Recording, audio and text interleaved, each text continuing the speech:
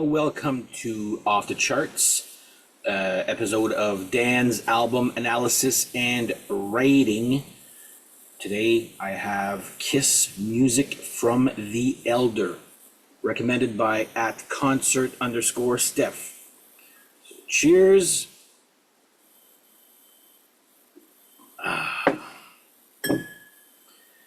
So first of all, I want to say, like, when he and this is not his fault, or I'm also guilty of this, and the Contrarians actually made an episode about this. We call the album just The Elder, when in fact it's called Music from the Elder. Just like, the Metallica, we call it the Black Album. That's not even the name of the album, like it's so. And I was like, oh my God, that's right. I do call it just The Elder. But in fact, it's called Music from the Elder. So I feel smarter now, don't you all? This was released in 1981, produced by Bob Ezrin.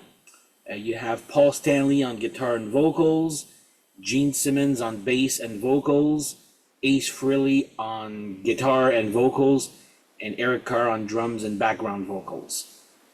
So here's the album right here. Probably considered by everybody on the planet to be Kiss's worst album. I disagree, but we'll go through it song by song. Some great songs on this, some, yeah. So we'll go through. But yeah, it came out. By the way, before we start, if you guys have any other suggestions as to albums you would like me to do a deep analysis and rating on, write them in the comments. I do have a little list of stuff that's been recommended before, so I'm still going through that pile. But any new suggestions are welcome. Again, if you're not following my Instagram, check it out. It's in the link below, where I post a different vinyl of the day every day. So just to give you an idea of what I own. So I post there every day. So anyway, to give you some ideas and suggestions. Now, back to Kiss. I will admit, this was probably the easiest one for me to do because Kiss is my favorite band.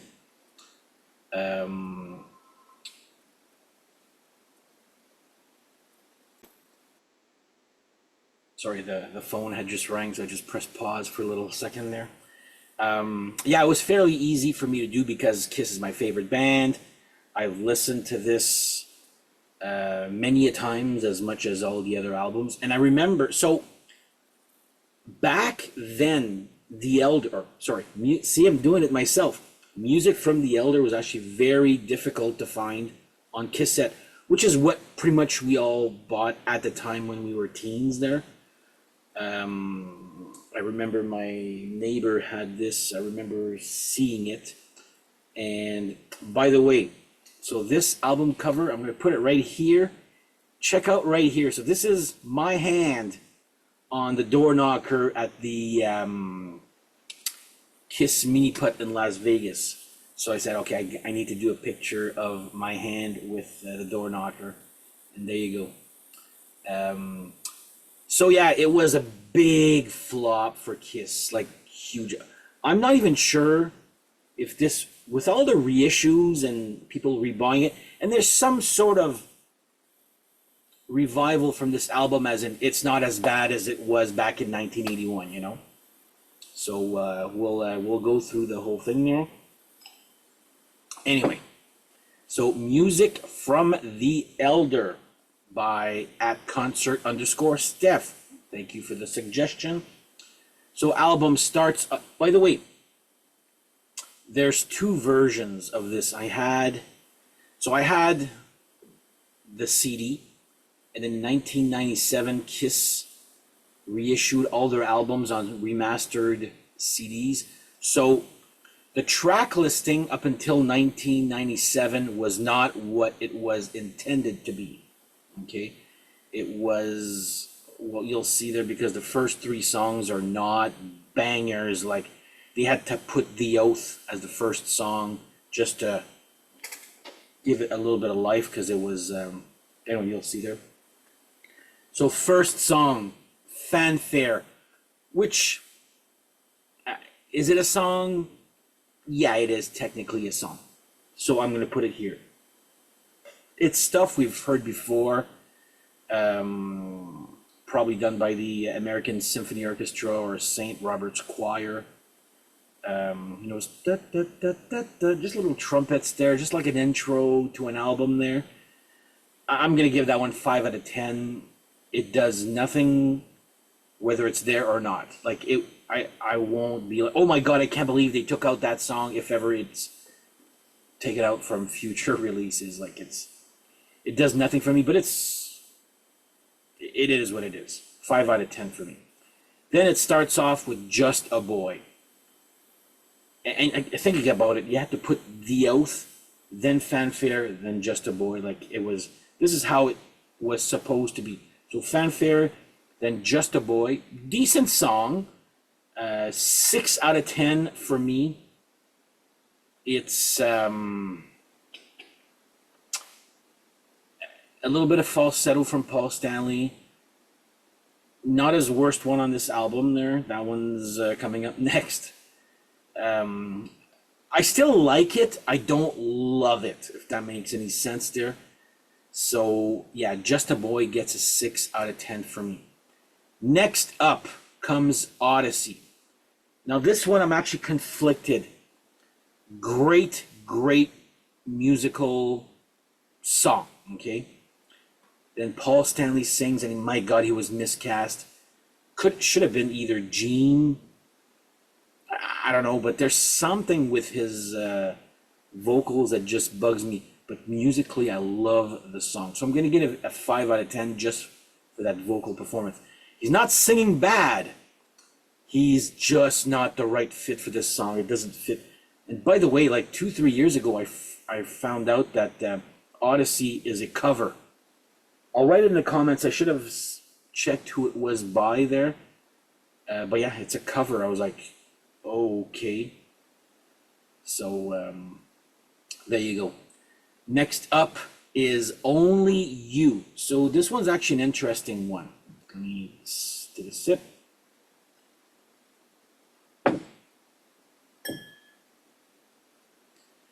This song is it's like Shout It Out Loud. It's a Paul Stanley and Gene Simmons duo.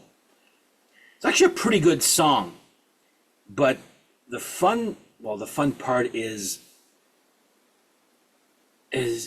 so part of the guitar ends up in a Black and Blue song called Nasty Nasty. I believe that's a song. And also Doro covered part of it. So when I say part of it, I think she covers Gene Simmons' part. Because it's not exactly the same version as this.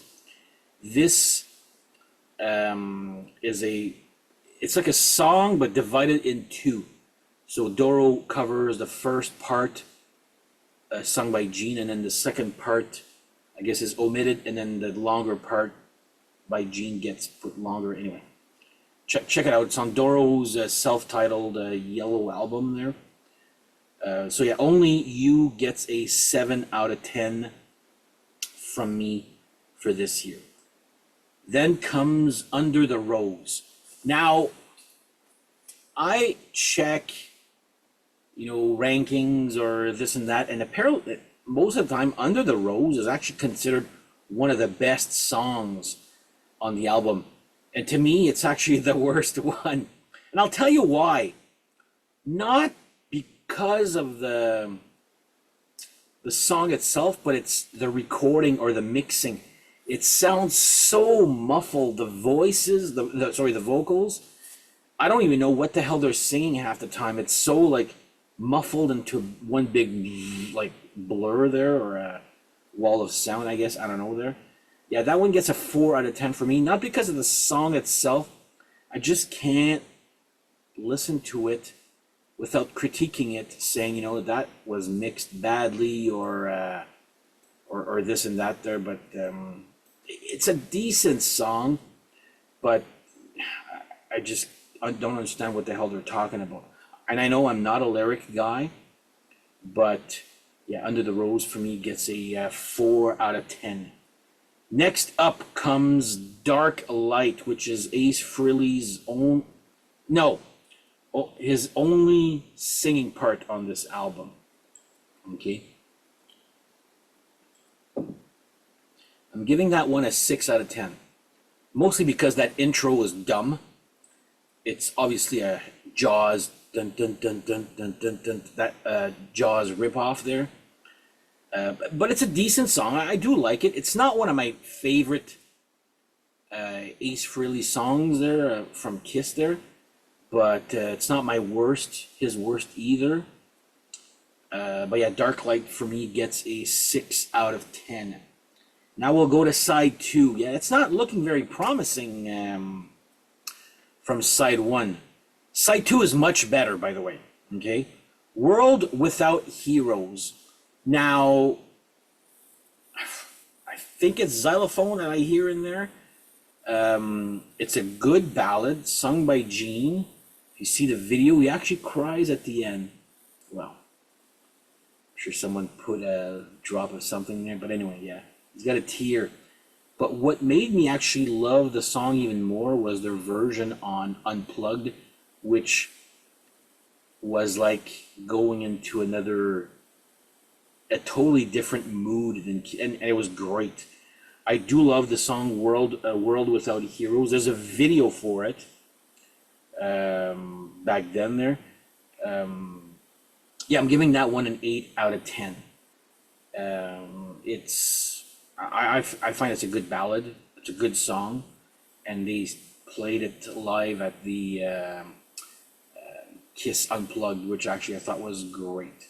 So World Without Heroes, 8 out of 10. Next up comes The Oath, which before 1997 you would have gotten that as the first track, and it's actually one of the heaviest tracks Kiss has ever done up until that time. Obviously, there they played it on the Kiss Cruise 2 or 3 times, if I'm not mistaken. I'm giving that one a 10 out of 10. I absolutely love that song. There's some falsetto in there also, but it just works. It's a great song. They actually played that song it was an SNL competitor back in the 80s. It's called Fridays. It's actually a pretty cool concert when if you think about it. Google Kiss on Fridays, where they play, I think it was I and The Oath. Great versions there. By the way, if you're curious, no, they didn't tour for this album.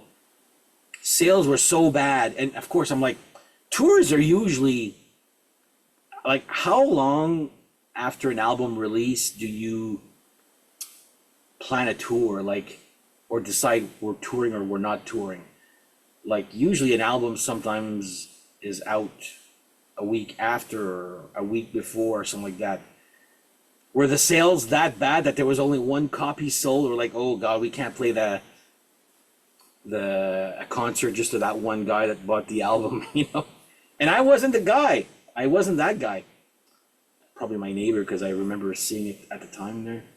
But yeah, 10 out of 10 for The Oath for me. Now, Mr. Blackwell. This song is good and bad at the same time for me. Kiss has been accused of being not great musicians or composers or whatnot. Yeah, this song is just one fucking note there.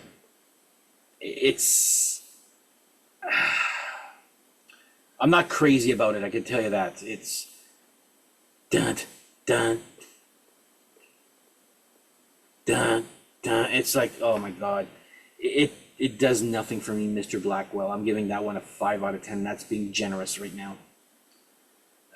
There are parts of it that I like, and you'll laugh when when dun da.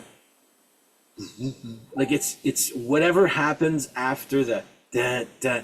Is there an echo or is there this? I'm like always wondering which version am I gonna hear. If you know, you know. Okay, that's all I'm gonna say for Mr. Blackwell. But 5 out of 10 for me for this one. Next up, Escape from the Island. Thank God this was on the album. I absolutely fucking love this song. It's an instrumental, great, full of energy, easily Kiss's best instrumental ever. They only have 3, technically.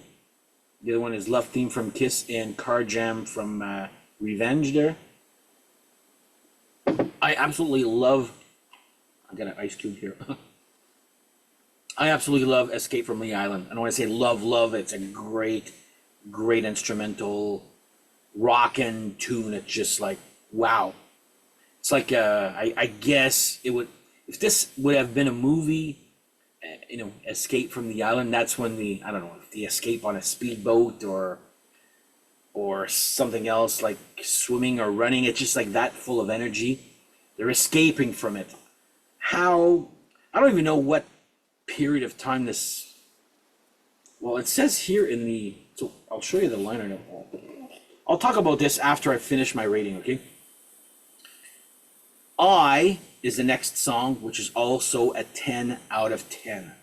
Love the song, great message. Another one sung by Gene and Paul at the same time, which has some little... If you know what part those are, you know. But there is a video now on YouTube, but there was a video made at the time, and apparently it was so bad.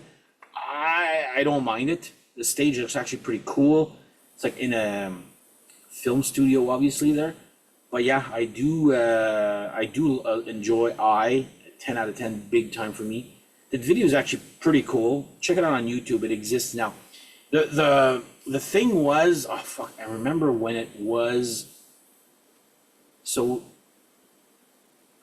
it was an auction. You can actually bid to own the real REEL there of the video that was never released, and some guy won it. I don't know how much he spent for it there, but I remember reading about it like maybe 5-10 years ago, maybe. But I don't mind the video. The stage on that video looks actually pretty cool there. So yeah, 10 out of 10.